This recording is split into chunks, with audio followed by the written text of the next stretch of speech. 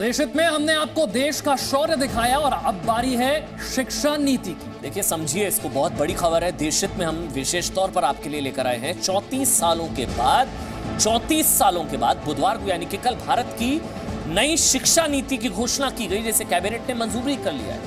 कहते हैं जब किसी देश में बदलाव करना हो तो सबसे पहले उसकी शिक्षा नीति को बदलना चाहिए। इसीलिए आज हम आपको बताएंगे कि नई शिक्षा नीति से देश के तमाम छात्रों और उनके माता पिता के जीवन में क्या बदलाव आने वाला है। देखिए, सबसे पहला बदलाव तो ये होगा कि बच्चे पढ़ाई के साथ साथ किसी खास स्किल को भी अब सीख सकेंगे, किसी खास स्किल को।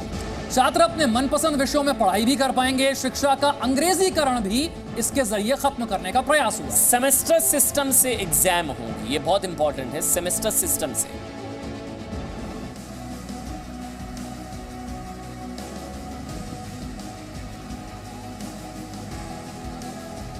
कि पूरी दुनिया में शायद इससे बड़ा परामर्श विचार विमर्श कभी नहीं हुआ होगा।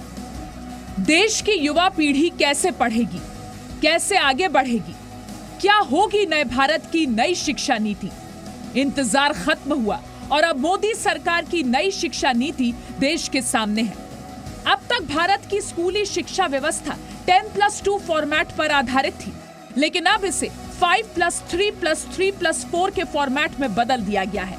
इसके तहत स्कूल के पहले 5 वर्षों की पढ़ाई फाउंडेशन स्टेज मानी जाएगी। इसका करिकुलम NCERT द्वारा तैयार किया जाएगा। इसमें प्री प्राइमरी के 3 साल और पहली और दूसरी कक्षा का 1-1 साल शामिल होगा। साथ ही इन कक्षाओं के छात्रों पर किताबों का बोझ अब पहले जितना नहीं होगा। अगले 3 साल यानी तीसरी कक्षा से 5वीं कक्षा तक की पढ़ाई के दौरान छात्रों को भविष्य के लिए तैयार किया जाएगा। इसके तहत छात्रों का परिचय विज्ञान, गणित, कला, सामाजिक विज्ञान और ह्यूमैनिटीज जैसे विषयों से कराया जाएगा। इसके अगले 3 साल मिडिल स्टेज माने जाएंगे। इसमें कक्षा 6 से 8 तक के छात्र शामिल होंगे। इसमें छात्रों को तय पाठ्यक्रम के मुताबिक पढ़ाया जाएगा।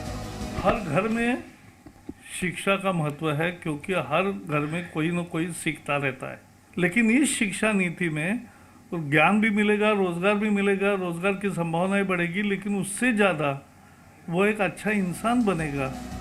नई शिक्षा नीति में इस बात का खास ख्याल रखा गया है कि बच्चे सिर्फ पढ़े नहीं बल्कि विषयों के बारे में गहरी समझ भी बनाएं। सबसे महत्वपूर्ण बात यह है कि अब स्कूलों में पहले जैसा स्ट्रीम सिस्टम नहीं होगा, यानी अगर आर्ट्स का कोई छात्र फिजिक्स की पढ़ाई करना चाहता है तो वो ऐसा कर पाएगा। हालांकि अभी इस पर पूरा स्पष्टीकरण आना बाकी है। 5वीं कक्षा तक की पढ़ाई मातृभाषा, स्थानीय भाषा और राष्ट्रभाषा में ही होगी। अंग्रेजी सिर्फ एक सब्जेक्ट के तौर पर पढ़ाई जाएगी। 6ठी कक्षा में पहुंचने के बाद छात्रों को कंप्यूटर कोडिंग सीखने का मौका भी मिलेगा।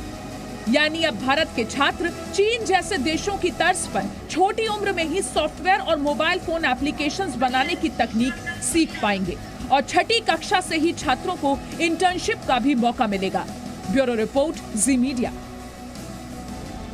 तो ये नए भारत की नई शिक्षा नीति है, न्यू इंडिया की न्यू एजुकेशन पॉलिसी है। नई शिक्षा नीति का असर आप जानते हैं, देश के लगभग 26 करोड़ छात्रों पर पड़ेगा।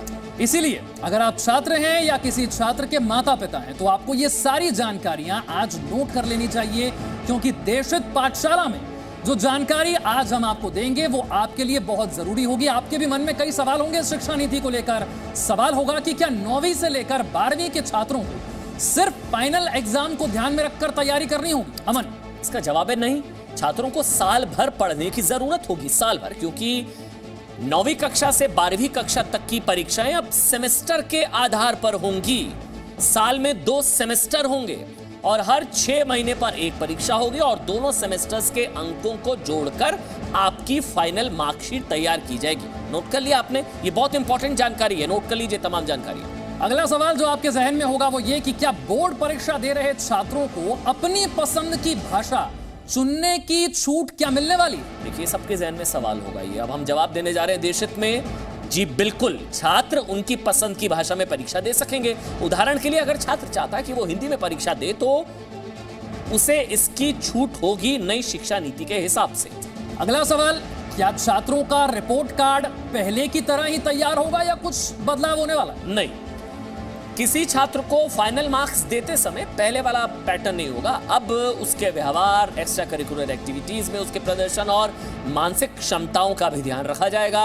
रिपोर्ट कार्ड को मतलब आप समझिए 360 डिग्री असेसमेंट के आधार पर तैयार किया जाएगा। इसमें छात्र खुद को भी अंक देंगे, समझ रहे हैं आप। विषय पढ़ाने वाले शिक्षक भी छात्र को अंक देंगे और छात्रों के जो सहपाठी हैं वो भी उनका आकलन करेंगे। इस हिसाब से रिपोर्ट कार्ड अब तैयार होगा।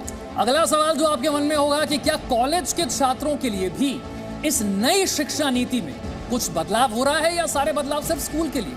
अब छात्र कॉलेज में एडमिशन के लिए कॉमन एप्टीट्यूड टेस्ट दे पाएंगे। अब इसका मतलब यह है कि अगर 12वीं कक्षा के बोर्ड एग्जाम्स में आपके नंबर्स इतने अच्छे नहीं आए, फर्ज कीजिए आपके नंबर्स अच्छे नहीं आए, तो आपको कट ऑफ के आधार पर सीधे किसी कॉलेज में एडमिशन मिल पाए तो आप कॉमन एप्टीट्यूड टेस्ट भी दे सकते हैं और फिर इस टेस्ट में आपके प्रदर्शन को, आपकी परफॉर्मेंस को आपके 12वीं कक्षा के नतीजों के साथ जोड़ दिया जाएगा और उस आधार पर आपको एडमिशन मिलेगा। अगला सवाल जो आप भी सोच रहे होंगे, क्या वैसे छात्र जो ग्रेजुएशन की पढ़ाई पूरी नहीं कर पाएंगे उनका क्या होगा, जो पूरी नहीं कर पाएंगे ग्रेजुएशन की पढ़ाई? देखिए, नई शिक्षा नीति लागू होने के बाद अगर आप 1 साल के बाद कॉलेज छोड़ देते हैं, फर्ज कीजिए 1 साल के बाद कॉलेज आपने छोड़ दिया, तो आपको सर्टिफिकेट दिया जाएगा। जी हाँ, सर्टिफिकेट मिलेगा आपको। इसी तरह अगर आप 2 साल की पढ़ाई करके कॉलेज छोड़ देते हैं तो आपको डिप्लोमा दिया जाएगा। सर्टिफिकेट 1 साल में, 2 साल में डिप्लोमा दिया जाएगा। और अगर आप 3 साल की पढ़ाई पूरी कर लेते हैं तो फिर आपको बैचलर्स डिग्री दी जाएगी। और अगर आप 4 साल का कोर्स करके बैचलर डिग्री लेना चाहते हैं तो आपको रिसर्च के सर्टिफिकेट के साथ ये डिग्री मिलेगी। 4 साल पर रिसर्च के सर्टिफिकेट के साथ ये डिग्री, सर्टिफिकेट, डिप्लोमा, डिग्री और रिसर्च सर्टिफिकेट के साथ डिग्री, 4 अंग हैं इसके। ये कॉलेज के छात्रों के लिए होने वाला बड़ा बदलाव है। सवाल आपके मन में ये भी होगा कि अगर छात्र एक से ज्यादा कोर्स करना चाहते हैं तो उसके लिए कोई नियम है क्या?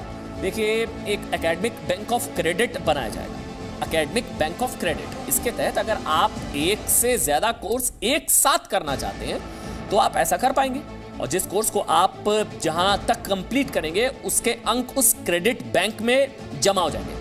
बहुत इंपॉर्टेंट, मैं फिर से रिपीट कर रहा हूं, जिस कोर्स को आप जहां तक कंप्लीट कर पाएंगे उसके अंक उस क्रेडिट बैंक में जमा हो जाएंगे। फिर जब आप फाइनल डिग्री के लिए कोई कोर्स करेंगे तो इस क्रेडिट को उसमें जोड़ दिया जाएगा। ये पूरी व्यवस्था पूरी तरह से डिजिटल और ऑनलाइन होगी।